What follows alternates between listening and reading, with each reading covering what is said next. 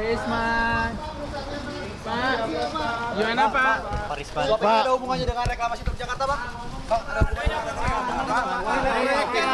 Pak, gimana Pak nanti Pak? Uangnya ke Taufik juga, Pak.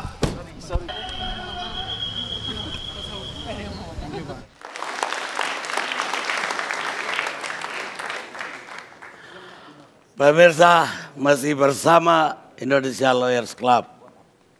KPK sekali tepuk banyak nyawa. Sekarang giliran Ibu Susi Pujiastuti.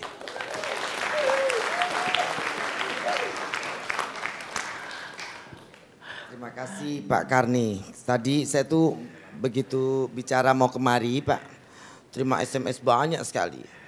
Bu Susi tuh enggak tahu di sana tuh banyak lawyer kaliber katanya. Nanti dibantai di sana katanya. Terus udah gitu ada yang hitam lagi, ada yang putih lagi. Nah saya bilang kita coba aja. Saya intinya ingin. Justru kalau lulus di sini, itu Ibu udah sempurna lulus. Kalau saya ini ditimpukin tiap hari Pak. Besok nih yang demo juga ada ribuan katanya. Ada 4.000 yang mau demo Susi katanya Pak. Untuk cabut permen nomor 2 katanya dan lain sebagainya. Tapi anyway. Saya ingin hari ini sebetulnya supaya nggak dikejar-kejar wartawan, ditanya terus tentang reklamasi. Saya juga tahu isu reklamasi ini mulai menghangat, mulai mencuat karena berdekatan dengan pilkada. Saya ingin di sini statement saya sebagai pejabat negara, mungkin nanti beberapa yang saya quote sebagai pribadi, pengamat lingkungan juga saya akan bicara ini quote secara pribadi, tapi kali ini di depan ini saya ingin bicara sebagai orang pemerintahan dalam hal ini.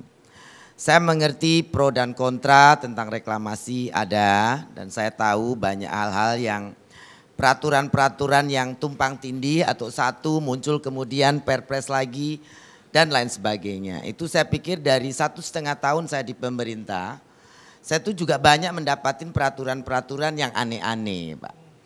Nah, bukan cuma tentang reklamasi, tentang perikanan, tentang apa. Kadang satu bilang begini, satu bilang tidak. Belum lagi kita misalnya contoh menenggelamkan kapal, nangkap kapal. Oh kapal KKP itu nggak bisa nangkap di ZEE katanya. Karena yang diakui oleh internasional cuma misalnya kapal KPLP sama KRI saja misalnya.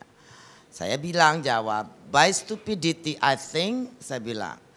Small fisherman dengan sampannya saja, kalau ada di ZEE dia lihat orang curi ikan ya boleh tangkap. Itu dalam pendapat saya. Dan saya pikir UNCLOS pun tidak ngatur sampai ke sana.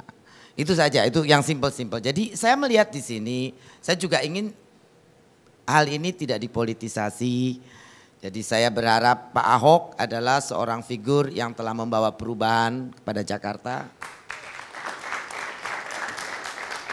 Urusan izin-izin yang misalnya belum selesai, kita namanya pemerintah Pak. Pak Jokowi bilang negeri ini tenggelam karena peraturan-peraturan dan izin-izin yang susah.